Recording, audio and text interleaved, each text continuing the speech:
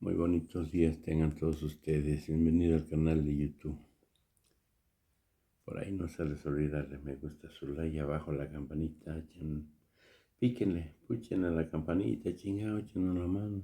Vámonos con Tokio. Buenos días, señor presidente, secretarias, director.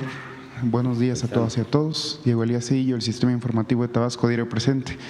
Señor presidente, quiero destacar algo que ocurrió ayer, ahorita que platicaban un poco de las reformas constitucionales, algo que ocurrió ayer en el Senado de la República. Vamos a ser muy puntuales. La senadora Kenia López Rabadán, por parte del grupo parlamentario del PAN, comentó que iba a iniciar o que iba a promover un juicio político en contra del exministro Arturo Saldívar. En este tenor, señor presidente, pues usted en el transcurso de estos días destacó su respaldo al ministro y bueno, aquí hemos visto muchas denuncias al respecto al Poder Judicial y cómo usted en su momento fungía como enlace para crear un vínculo entre el Poder Judicial y poder destrabar asuntos jurídicos, los cuales pues tenían un retraso de sentencias, ¿no? Que no se podían liberar a las personas muy puntualmente.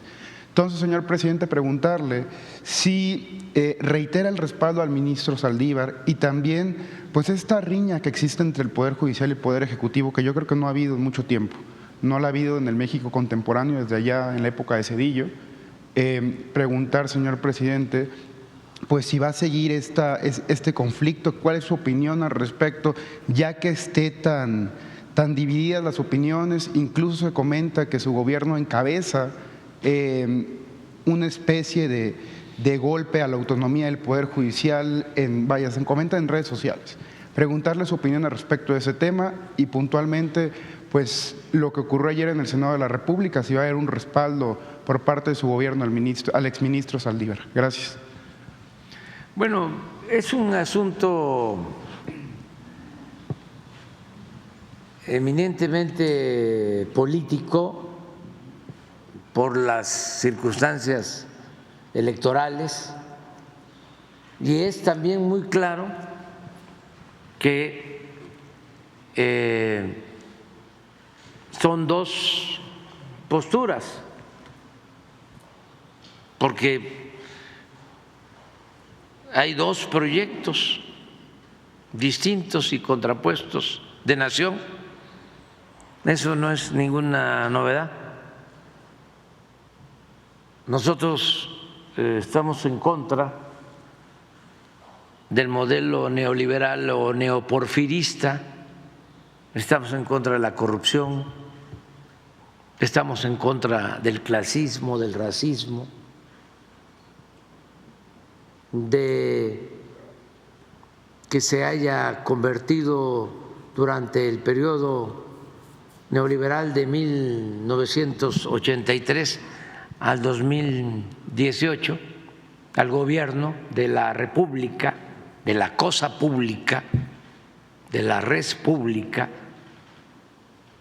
en un comité al servicio de una minoría rapaz que se dedicó a saquear a México, como nunca en la historia de nuestro país. Por eso luchamos y se logró el cambio, el inicio de una transformación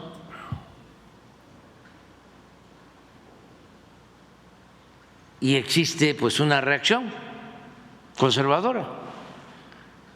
¿De dónde viene la palabra, el término, el concepto reacción o conservador?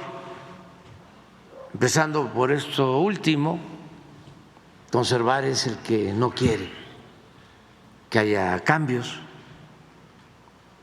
es el que quiere mantener el statu quo, conservar. Y la palabra reacción pues dio origen a lo que en la lucha política de México se le llamó a los grupos conservadores reaccionarios. El presidente Juárez que buscaba el cambio, la reforma, decía en su momento, el triunfo de la reacción es moralmente imposible. ¿Y por qué? Bueno, porque cuando ya los conservadores están derrotados, acuden al extranjero a traer a un príncipe, a Maximiliano y a la emperatriz Carlota. Moralmente, eso es pues un acto de traición. Y por eso decía el presidente Juárez, el triunfo de la reacción es moralmente imposible. El pueblo de México no va a apoyar a sus verdugos, a sus opresores. Lo que pasa es que esta historia ya querían los neoliberales también que la olvidáramos. Hablaban del fin de la historia. Llegaron a cambiar los contenidos en los libros de texto. Quitaron el civismo, la ética, la historia, y conceptos como el de soberanía se consideraban obsoletos, anacrónicos. Había que pensar hacia adelante. ¿Y cómo abandonábamos nosotros nuestra historia, que es fecunda, que es lo que nos va indicando por dónde transitar, porque es la maestra de la historia y la maestra de la vida? Y además la historia de México en particular es una historia llena de enseñanzas, pues es la historia que nos enseña que no debe haber esclavitud, porque el padre de nuestra patria, Miguel Hidalgo, proclamó la abolición de la esclavitud. Es la historia que nos enseña de que no debe haber desigualdad económica, social, porque otro cura rebelde, Morelos, estableció que debía moderarse la indigencia y la opulencia, que debía elevarse el salario del peón, que debía educarse al hijo del campesino igual que al hijo del más rico hacendado, que debían constituirse tribunales para proteger al débil de los abusos que comete el fuerte. Esa es nuestra historia. Y lo que nos dejó Juárez de enseñanza, la inquebrantable fe en la causa que defendía, que no era, entre otras cosas, más que lograr la segunda independencia de México. Y luego lo que fue nuestra revolución, la primera revolución social en el mundo, con justicia social.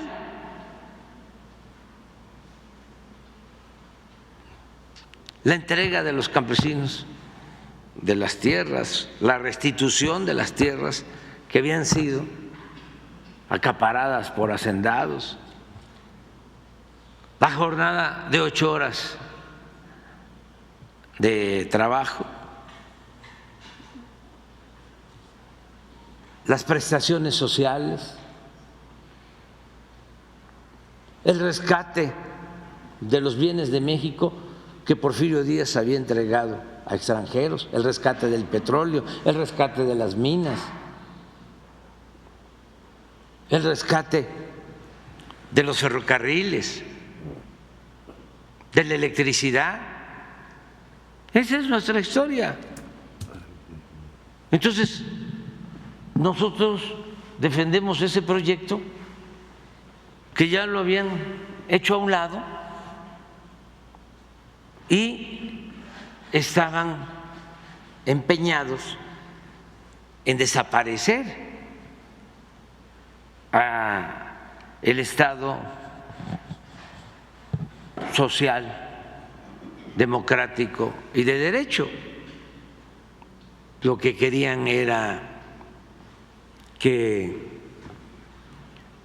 se privatizara todo,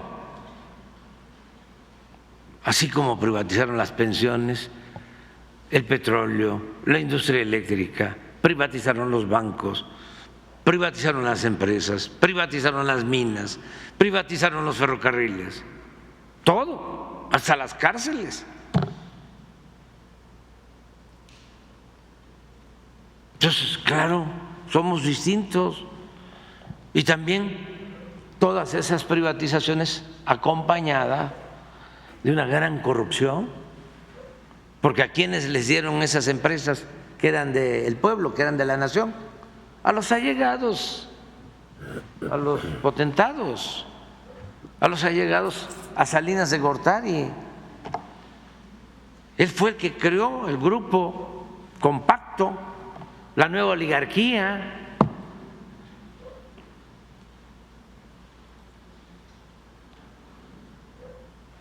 Bueno, inicia este proceso de transformación y empezamos a limpiar de corrupción el gobierno, desde luego lo que nos corresponde, el Ejecutivo. Se avanza mucho en el poder legislativo, pero la gran corrupción del Poder Judicial permanece, porque como es un poder independiente y no somos autoritarios, porque no luchamos para establecer una dictadura, sino para hacer valer una auténtica democracia, corresponde a los mismos integrantes del Poder Judicial llevar a cabo la reforma y acabar con la corrupción que prevalece en ese poder. Entonces hay resistencias. ¿Y qué hacen los corruptos que dominaban antes, que se sentían dueños de México? Van y se refugian en el Poder Judicial, que desde antes estaba tomado, porque cuando empezaron a hacer los enjuagues, los arreglos, las componendas, los que aparentemente eran distintos, ¿no? Y terminaron demostrando que son iguales, que se quitaron las máscaras, engañando a mucha gente que eran distintos. Todavía nosotros decíamos, son iguales, ya no puedo repetirlo. Decían, no, y ponían a la gente, porque como controlaban todos los medios de información, ponían a la gente en los pueblos, en los municipios, en los estados a pelear entre partidos que eran iguales, porque a ellos no les interesaba quién podía ser presidente municipal, qué les podía interesar, quién llegaba a ser gobernador. No, lo que les interesaba era el control de la política económica, el reparto del botín. Y en eso se pusieron de acuerdo. Tampoco les interesaba el Poder Judicial, un poder apéndice del Ejecutivo, desde siempre. Porque la Constitución, desde la época de Porfirio Díaz, se respetaba en la forma, pero se violaba en el fondo. El poder de los poderes era el Ejecutivo. del presidente tenía un teléfono para darle instrucciones al presidente en turno de la Suprema Corte. Bueno, yo lo padecí, Fox, con el presidente de la Corte de ese entonces, Mariano Azuela, se pusieron de acuerdo para destituirme, para desaforarme. Es que hace falta refrescar un poco la memoria, porque cuando inician el proceso de desafuero en mi contra, yo siendo jefe de gobierno de la ciudad, ¿saben ustedes que todos los ministros de la Corte sacan un desplegado apoyando el desafuero en una postura abyecta, servil del Poder Judicial? Pero como tenían al Poder Judicial a su servicio,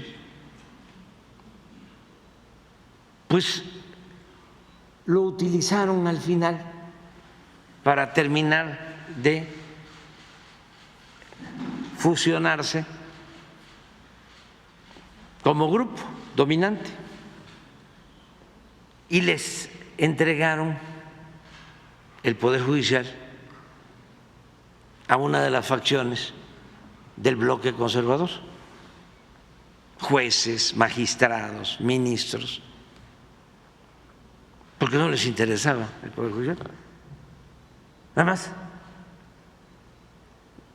ni a los potentados, a los jefes, a la cúpula les interesaba el Poder Judicial, ni siquiera a los jueces, a los magistrados, a los ministros, porque estaban acostumbrados y siguen estando acostumbrados a servir como empleados de los potentados.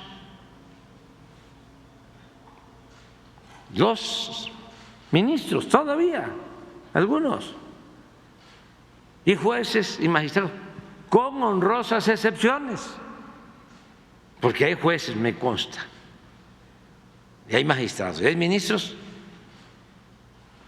que hacen la excepción de la regla, pero la mayoría están al servicio de potentados. ¿No se acuerdan de que un ministro que fue presidente de la Corte hasta hace poco guardó en el cajón de su escritorio un expediente?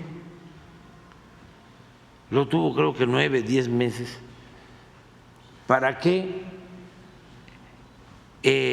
pasara el tiempo y una empresa no pagara impuestos, 22, 24 mil millones de pesos. Si no lo denunciamos aquí, no resuelven. Claro que todavía está ese expediente en juzgados, en tribunales, pero cuando menos ya salió del archivo.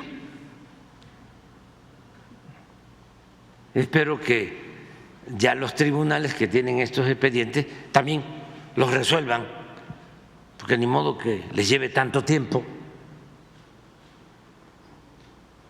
O están esperando que yo me vaya.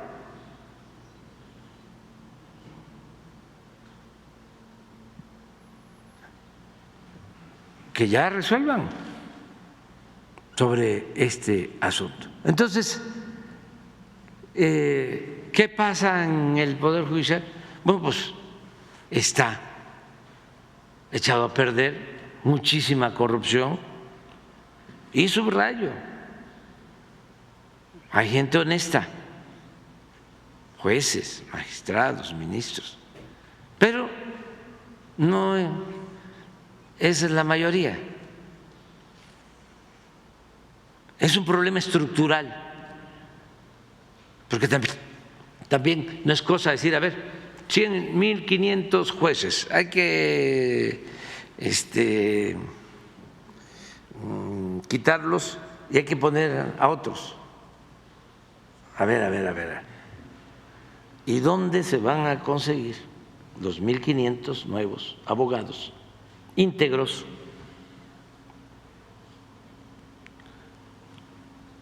Que tengan auténticamente vocación de justicia, de hacer justicia, incorruptibles. Sí, los hay, pero hay que hacer un trabajo cuidadoso, porque el modelo neoliberal abandonó todo lo que se necesita para ser profesional y sobre todo para ser servidor público: el humanismo, la honestidad, la austeridad republicana. Entonces, eso tiene que ver con las universidades, con las escuelas de derecho, con los contenidos educativos, con los planes de estudio.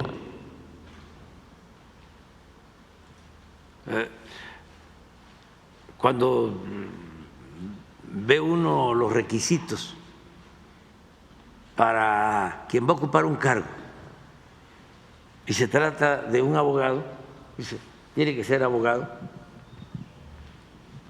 y entonces se le agrega con 10 años mínimo de experiencia. No, ya con 10 años de experiencia. Eso yo cada vez que puedo recomiendo, quiten eso, porque cuando están saliendo de la escuela quieren hacer justicia, están entusiasmados, no están echados a perder, no están maleados, pero ya van obteniendo experiencia.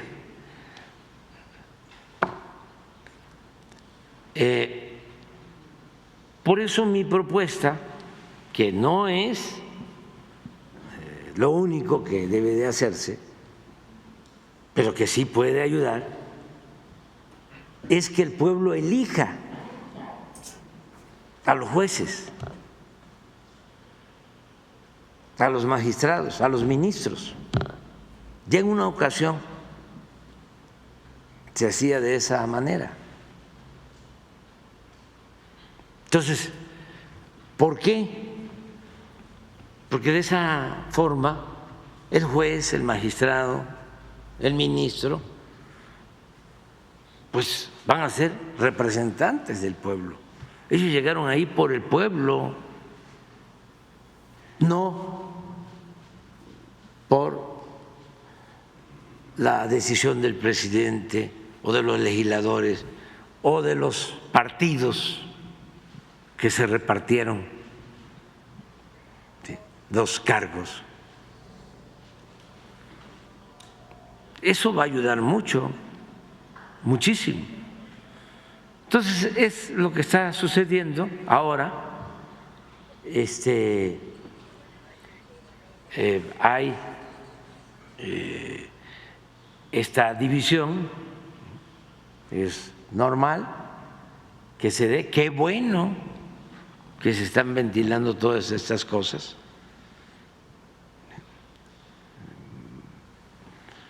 porque pues van a conocerse, a saberse cosas que se llevan a cabo en el Poder Judicial, que antes era como el castillo de la pureza. Además, era el poder de la simulación,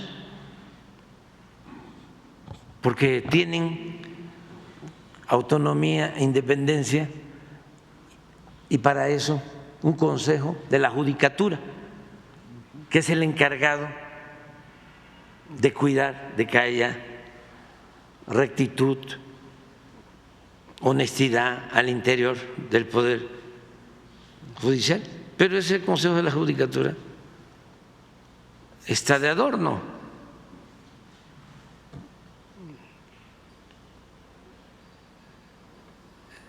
Y hacían lo que querían. Bueno, lo siguen haciendo. Violan la Constitución. Los ministros. Se establece, fíjense si no es una chicanada, está establecido en el artículo 127 de la Constitución que nadie puede ganar más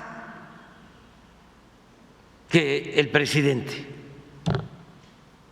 Y ellos ganan 4 o 5 veces más que el presidente. ¿Y cómo le hacen? Pues un amparo, una interpretación de la ley. Ahora ya le corrigen la plana hasta al Poder Legislativo. Por eso hicieron bien ayer los legisladores en decir, hay este error, ¿sí?, que no tiene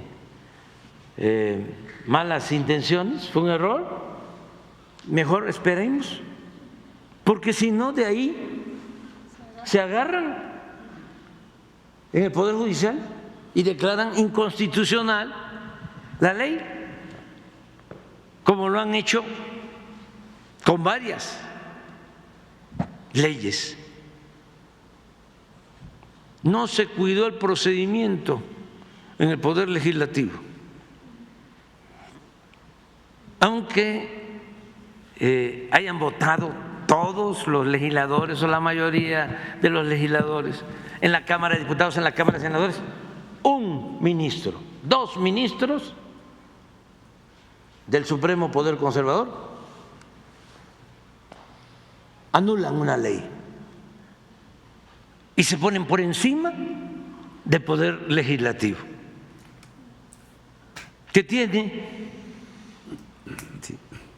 mucho más representatividad soberana que el Poder Judicial, porque son electos por el pueblo, los diputados y los senadores, lo que no pasa con los integrantes del Poder Judicial.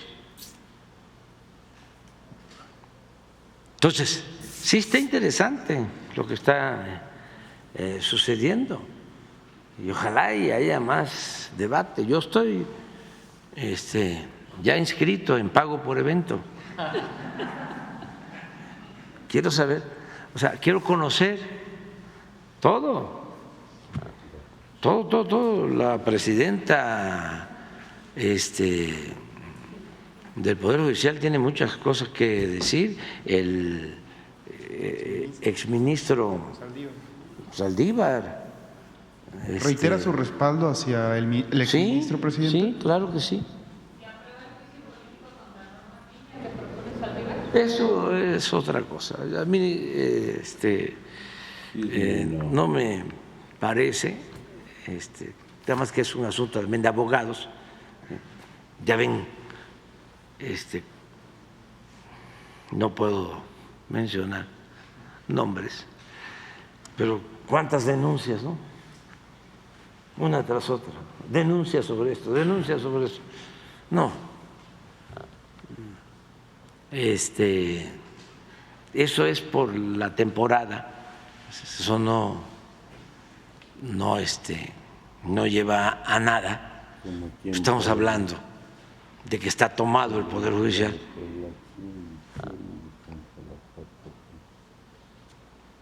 Hay honrosas excepciones, pero cuando me hicieron a mí el juicio, me desaforaron.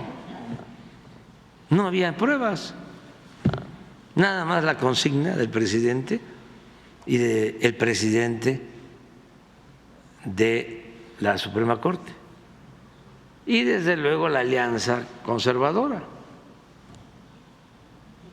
de arriba.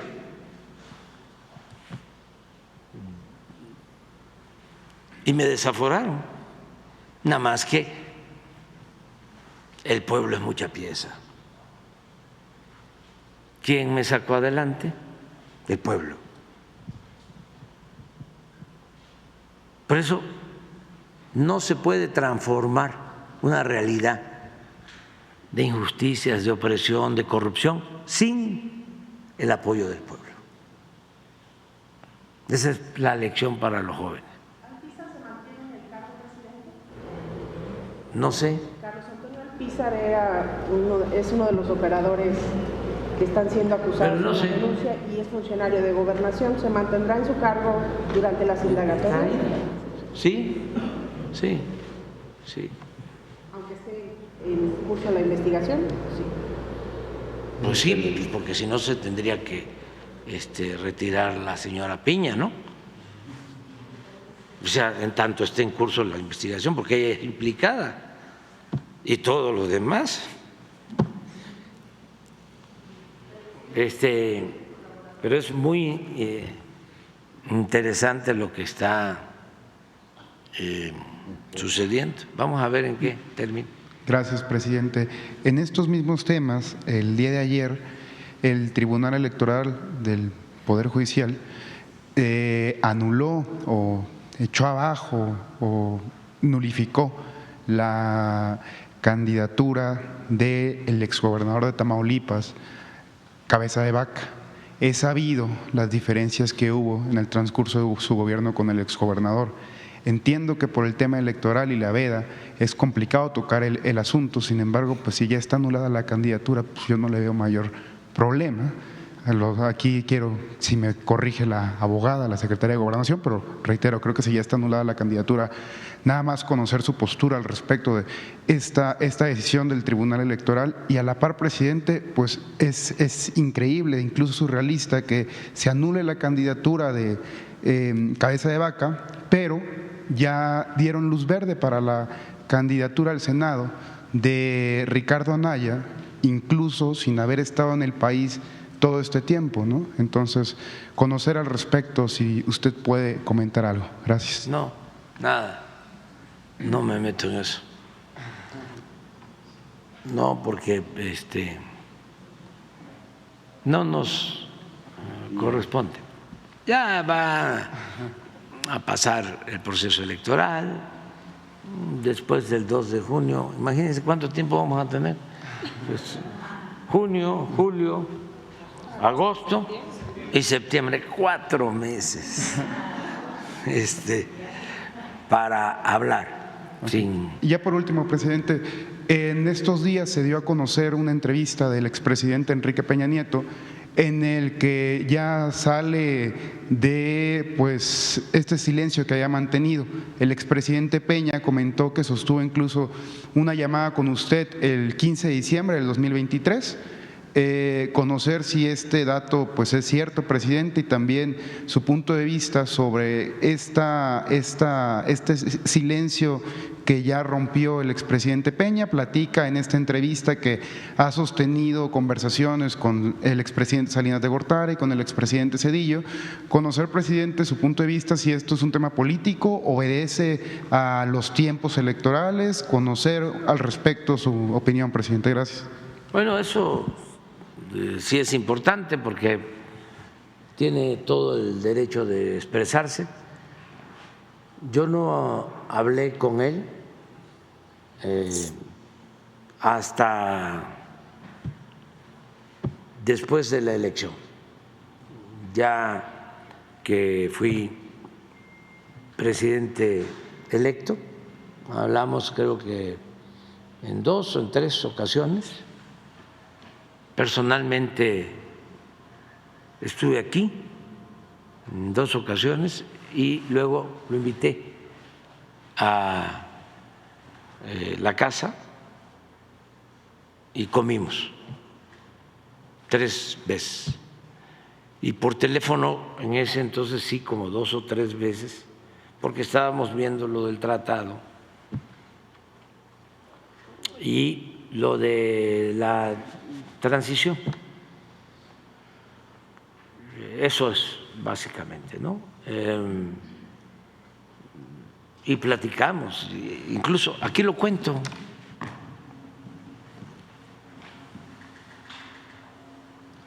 Aquí lo cuento.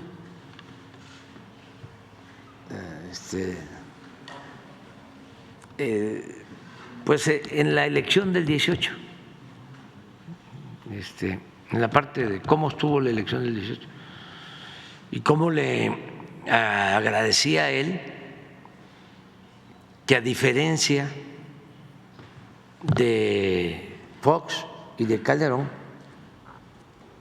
no se metieron abiertamente para influir en la elección en contra mía. Fox hasta lo reconoce, lo ha confesado cínicamente. Y además se probó una vez, y aquí también está, se presentó una denuncia porque salían de Los Pinos mensajes y la autoridad competente en ese entonces aseguró que sí, se había demostrado que salían esos mensajes en contra mía, la guerra sucia. El López Obrador o Andrés Manuel, un peligro para México, salían de Los Pinos, millones de mensajes. Pero que la ley no establecía una sanción precisa, que la ley establecía, aquí lo explico, que solo se podía castigar si era en beneficio de un candidato, pero como no era en beneficio de ningún candidato, supuestamente en abstracto, pues no se podía castigar. Así que aquí está la resolución incluso. Y con Calderón pues lo mismo, porque se presentó una denuncia por gastos excesivos de campaña del presidente Peña cuando fue candidato, y él tenía toda la información. Y no entregaron la información. Y el Instituto Electoral, no sé quién estaba entonces, pues los mismos, terminaron resolviendo que quien se había excedido en el gasto habíamos sido nosotros, no el licenciado Peña. Pasa el tiempo y viene lo de Odebrecht y el director de Pemex pues declara de que habían recibido dinero porque él estaba en la campaña del licenciado Peña de Odebrecht. Pero ya eran hechos ya consumados. A diferencia de eso, cuando está de presidente el licenciado Peña, van a verlo los de la mafia del poder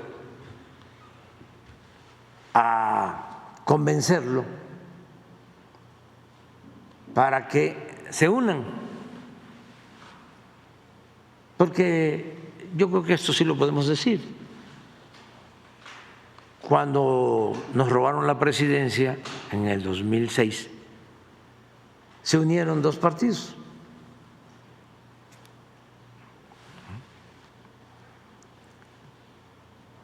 Y el partido que postuló a Calderón fue apoyado por otro partido.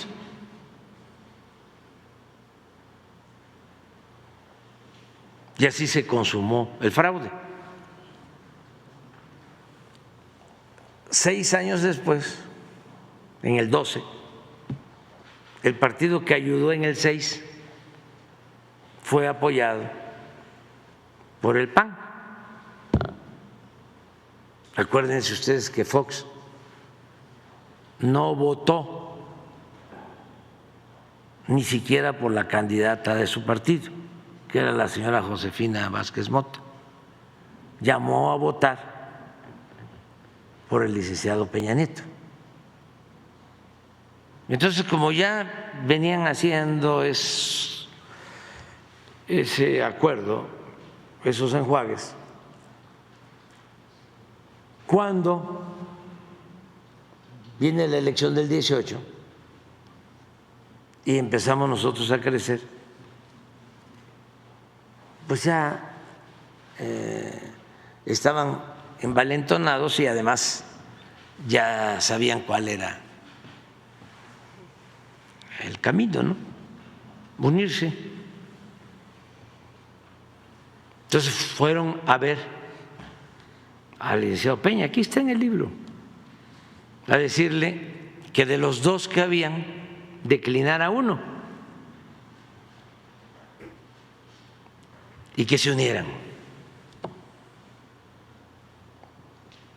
Pero no sé si el licenciado Peña hable de eso. Este grupo que estaban muy engallados, muy empoderados, que se decían los dueños de México,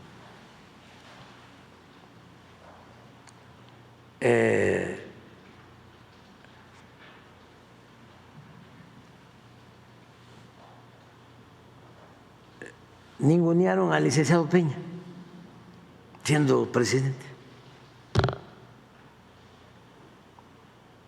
porque hubo la reforma fiscal y no les gustó, porque perdieron privilegios. Sobre todo, esa reforma significó quitarles la posibilidad de no pagar impuestos mediante un mecanismo tramposo llamado de consolidación fiscal, en donde una empresa grande tiene utilidades, pero para no pagar impuestos constituye 5 o 10 empresas donde supuestamente pierde. Entonces, al distribuirse o al contabilizarse ganancias y pérdidas, termina en cero y ya no pagan. Yo a eso atribuyo la molestia de este grupo, entre otras cosas. Y aunque les dejó la condonación de impuestos y les condonó muchísimos impuestos, no pagaron impuestos los grandes durante el periodo del presidente Peña y del presidente usurpador Felipe Calderón. Pero como se sentían los dueños de México, iniciaron una campaña en contra del licenciado Peña y lo convirtieron en el payaso de las cachetadas. No sé si se acuerdan. O sea, todo esto para los jóvenes, porque como ya de esto no se habla, ni modo que van a encontrar esta información en el Reforma, que fue uno de los periódicos que usaron para ningunear, para golpear al presidente Peña, al grado que el presidente Peña termina con una aceptación, creo que del 25, del 30%.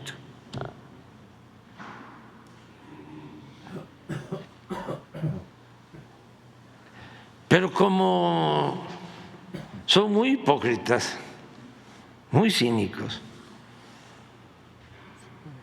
ante el peligro para México, como vamos creciendo, van a Los Pinos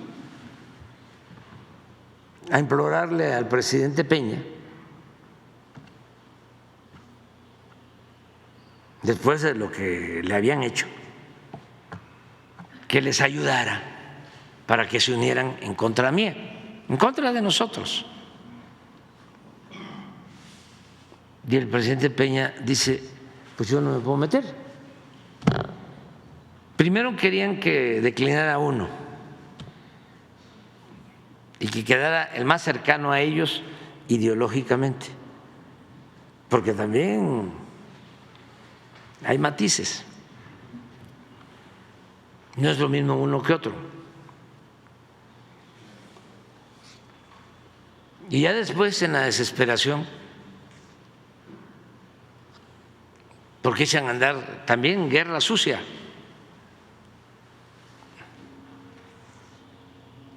Traen empresarios del extranjero, se reúnen para ponerse de acuerdo, pasan la charola, $1 millón en una reunión. Lo tengo documentado, aquí está. 5 millones, otro empresario,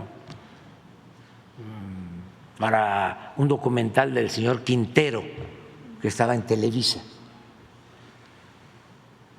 Ahora debe andar por Univisión, ¿no?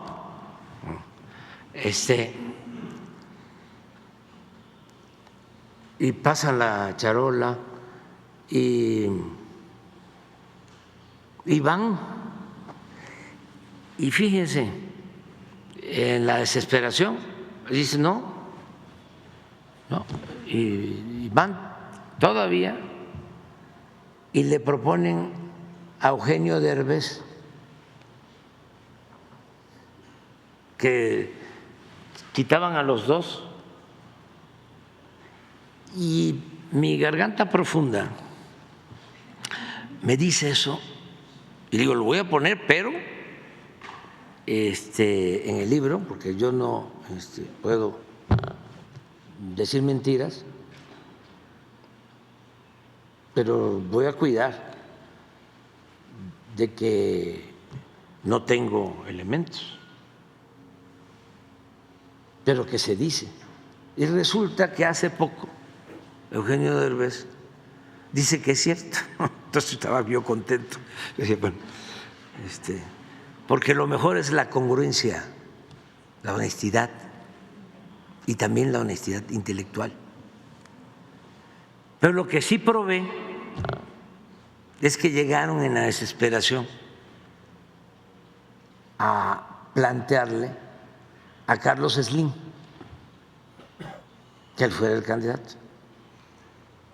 Y eso sí lo afirmo porque le pregunté antes de, oye, ¿es cierto que te propusieron? Sí, pero no te puedo decir más. No quiero más, ya con esto tengo. Entonces todo eso lo cuento. Entonces, ¿qué le agradezco al presidente Peña? Que a diferencia de Fox y de Calderón, que supuestamente significaban el cambio él no se prestó para que se agruparan con un solo candidato. De todas maneras, hubiésemos ganado, pero no iba a ser tan fácil.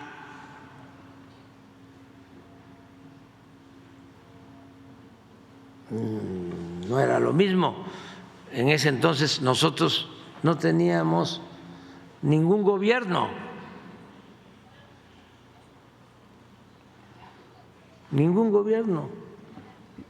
Habíamos obtenido en la elección intermedia creo que 8% de votación. Fue a pulso, puro pueblo. ¿Por qué estamos aquí? Por el pueblo.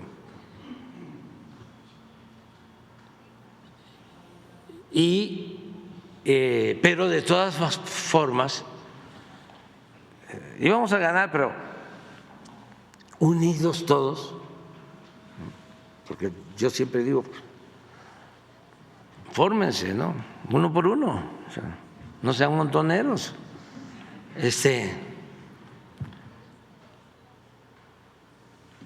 Y a lo mejor no hubiésemos ganado mayoría en el Congreso. Y es importantísimo tener la mayoría en el Congreso, sobre todo la mayoría simple, en el caso de la Cámara de Diputados. ¿Por qué? Porque es la Cámara de Diputados la que aprueba el presupuesto. Es función exclusiva de la Cámara de Diputados aprobar el presupuesto. Y si se tiene el respaldo para la aprobación del presupuesto, entonces se pueden destinar los fondos del presupuesto, que es dinero del pueblo, al pueblo. Si no, era lo que sucedía antes. ¿Quién se quedaba con el presupuesto? Los mismos. Habían moches, también para los jóvenes. Algo increíble, los diputados que no tienen función para ejecutar obras recibían presupuesto. Si el diputado está para legislar, pues les daban a los diputados sus oficios de inversión, manejaban el presupuesto para construir, reparar calles, banquetas, unidades deportivas, todo el presupuesto de la cultura. Iban los diputados que recibían esos moches con presidentes municipales, con gobernadores. Aquí tengo esto autorizado. Aunque fuese un diputado de la Ciudad de México, podía ir con el gobernador o el presidente municipal de cualquier municipio, cualquier estado. Nada más que le decía al diputado, necesito el 10%, el 10%, el moche. Si no me vas a dar el 10%, no te preocupes.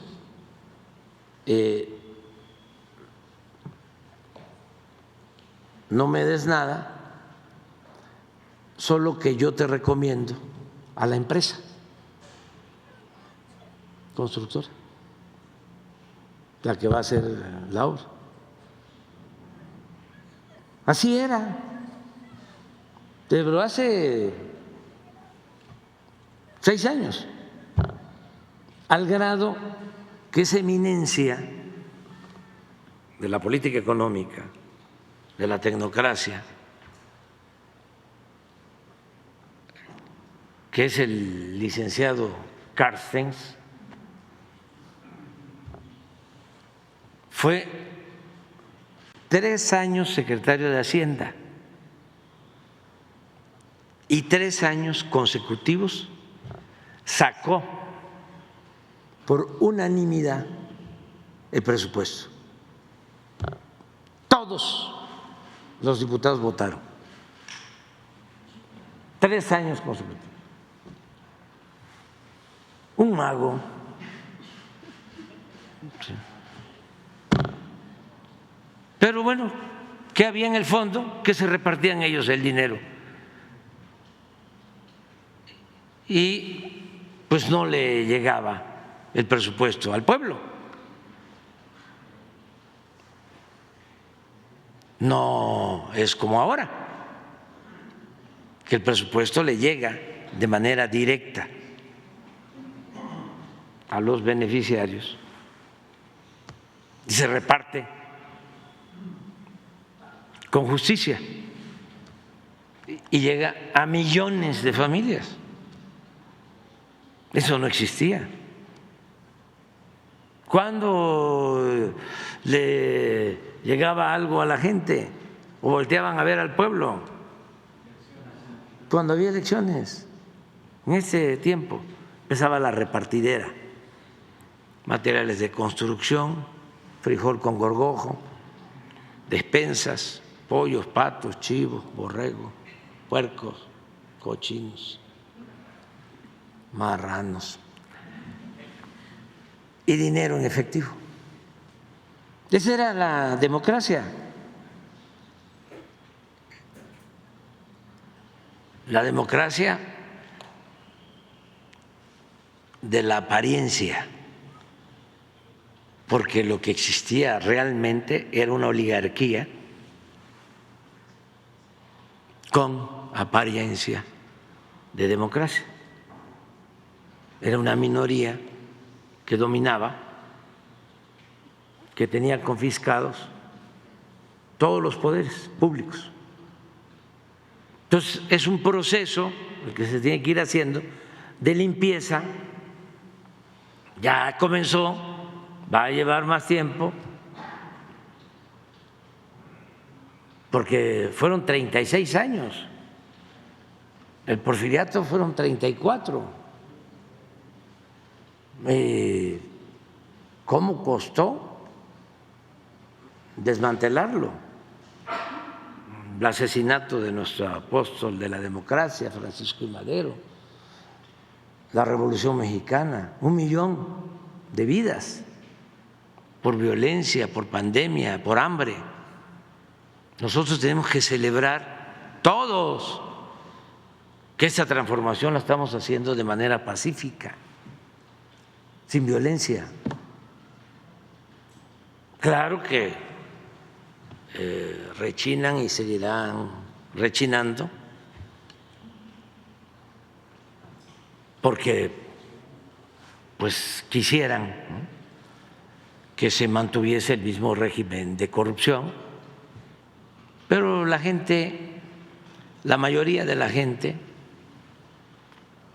ha dicho basta y está contenta. Hoy me dieron a conocer una encuesta del INEGI que hacen en ciudades sobre las autoridades, cómo están valoradas las autoridades en México. ¿No la tienes? Esa. Ya la dieron a conocer, espérate, no vaya a ser que… ¿Ya salió? Ah. No nos vayan a cepillar. Y es nada más en las ciudades y no en todas. Confianza social en autoridades a cargo de seguridad pública. Miren, Marina está en el 88%, el Ejército 83.9.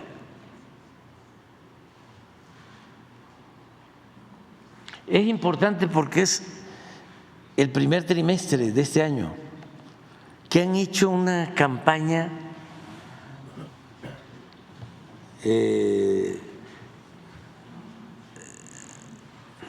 sensacionalista en todo lo que tiene que ver con violencia por los propósitos electorales. Guardia Nacional 76.6, policías estatales 58, policías municipales 53. Y luego está la de presidente y de gobernadores. A ver, ponla. La que sigue. Esta. Confianza social en actores gubernamentales. También es ciudades.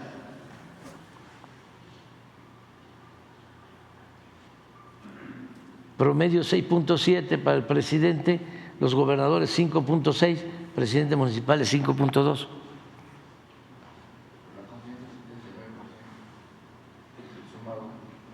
Sí, confianza son 15.6 más 53, ¿no? Sigue en el 79. ¿Cuánto da? 79. 69. O sea, 79. INEGI, hoy. Después del New York Times y del periodista premio Nobel, 2 veces galardonado, y de todos los informes de la DEA, y como cuántos, 300 millones de mensajes. No, de mensajes de tweets son de más de 30 millones. De AMLO, Pero de vistas son el presidente narcotraficante, ¿cuánto? O sea, son más de 30 millones de mensajes 30 millones de mensajes. y son más de 500 millones de vistas. Después de eso. Por eso digo que el pueblo es mucha pieza. Ya no funciona la manipulación. ¿Cuántos millones? Pues su tiznada. Pero no hablamos de nada de elección ni nada. O sea, si acaso el mensaje es que lo mejor es la democracia.